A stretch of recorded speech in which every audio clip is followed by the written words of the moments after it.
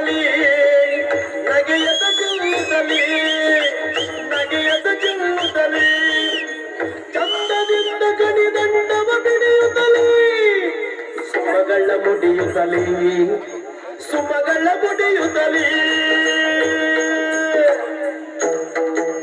ಹಿಂದೆ ಮುಂದೆ ನಡೆದಂಬದಿ ಬೇಳುತ್ತಲಿಯೇ ಹಿಂದೆ ಮುಂದೆ ಹಿಂದು ಮುಂದೆ ಹಿಂದು ಮುಂದೆ ನಡೆದಂಬದಿ ಬೇಳುತ್ತಲಿ ಜನಮನ ಗೆಲ್ಲುತ್ತಲಿ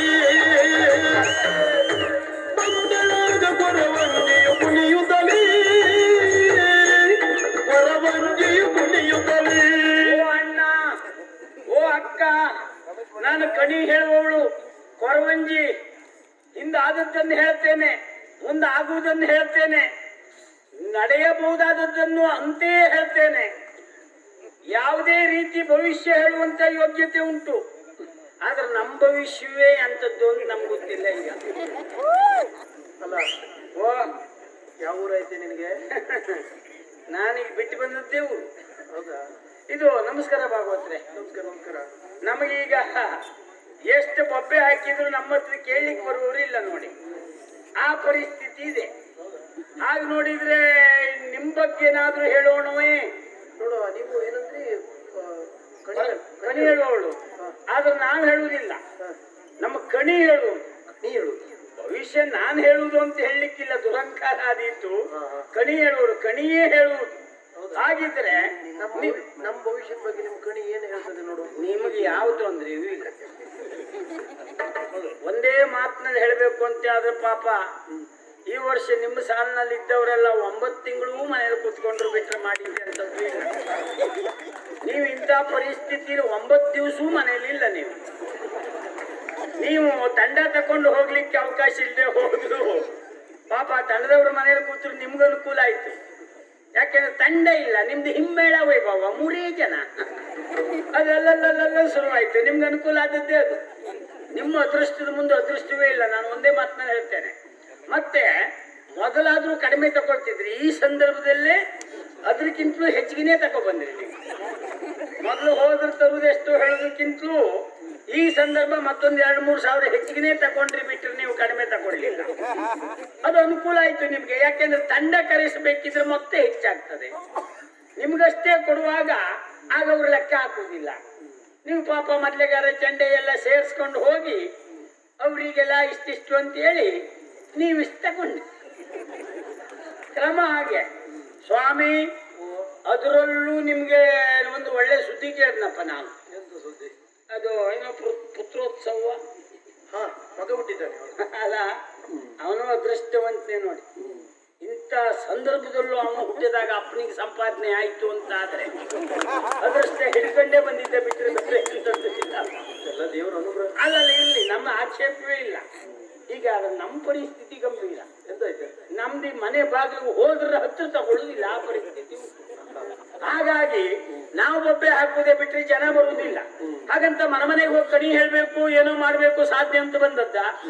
ನಾವು ಒಂದು ಉದ್ದೇಶ ಸಾಧನೆ ಬೇರೆ, ಅದು ಆಗ್ಬೇಕು ಅಂತ ಆದ್ರೆ ನಾನು ಇಲ್ಲಿರುವುದಲ್ಲ, ಎಲ್ಲಿ ಹೋಗ್ಬೇಕು ಅಲ್ಲಿಗೆ ಹೋಗ್ತೇನೆ.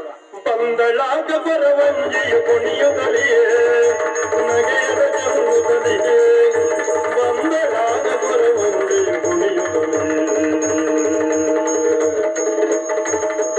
ಬಂದಳಾಗ ಬರವಂಜಿಯು ಕುಣಿಯುತ್ತಲಿಯೇ.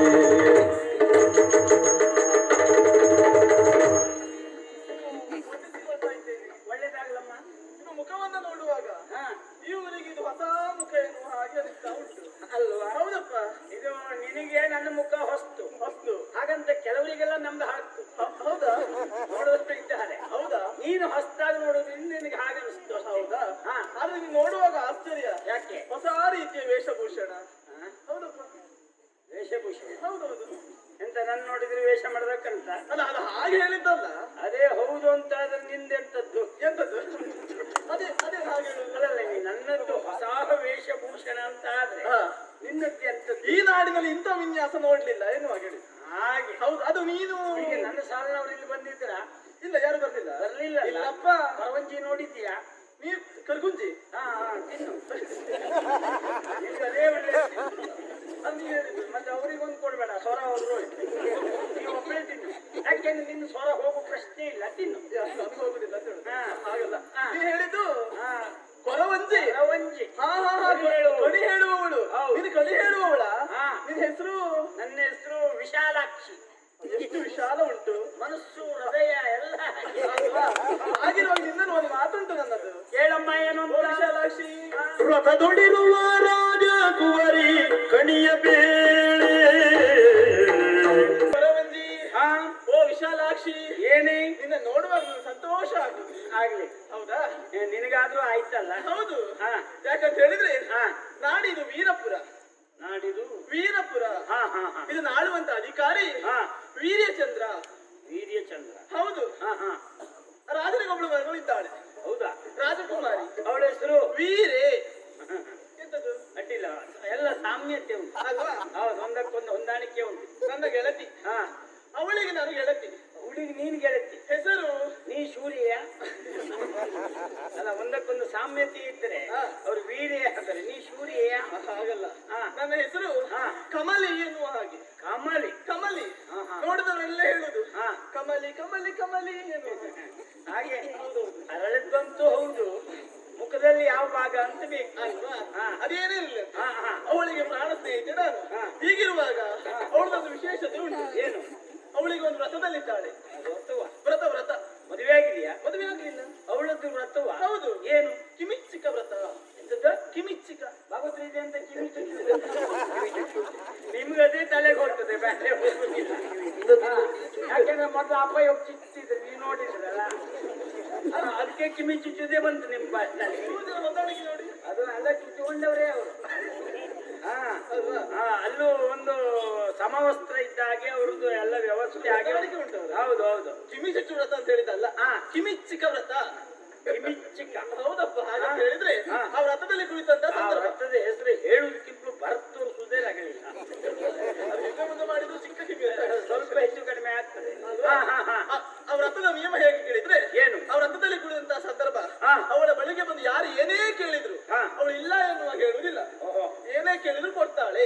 ಕೊಡಬೇಕು. ಕೊಡಬೇಕು, ಕೊಡತಕ್ಕದ್ದು. ಹಾ, ಹಾಗಾಗಿ ಕೊಡ್ತಾಳೆ. ಅಲ್ವಾ? ಹಾ ಹಾಗಿರುವಂತ ಹಾ. ಅವಳೀಗ ಮದುವೆ ಪ್ರಾಯಕ್ಕೆ ಬಂದಿದ್ದಾಳೆ.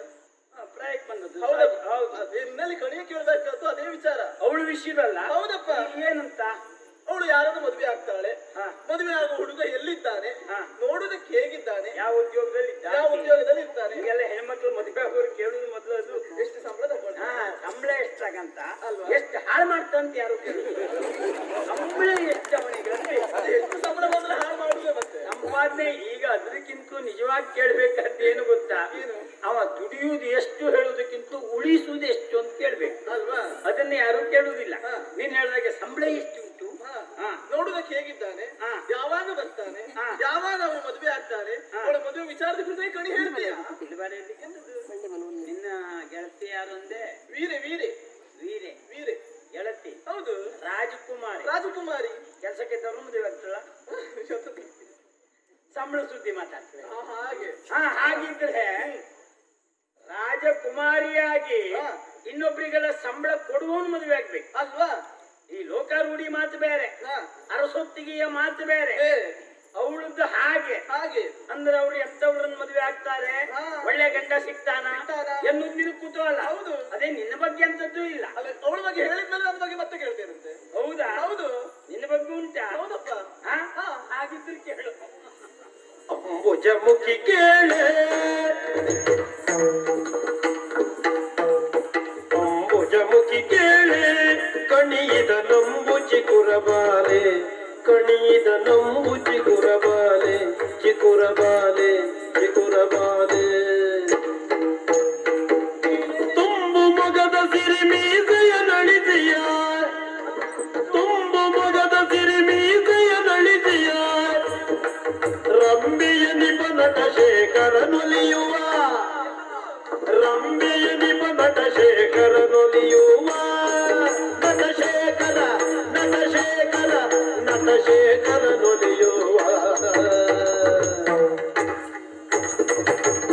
ತುಂಬು ಮೊಗದ ಸಿರಿ ಮೀಸೆಯ ನಳಿದೆಯ ರಂಬೆಯ ನಿಪನಟ ಶೇಖರನೊಲಿಯುವ ಅಂಬುಜಮುಖಿ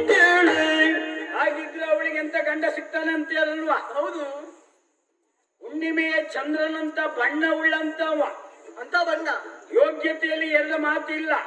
ಪುರುಷ ಸಿಂಹ ಅಂತಲೇ ಹೇಳ್ಬೇಕು.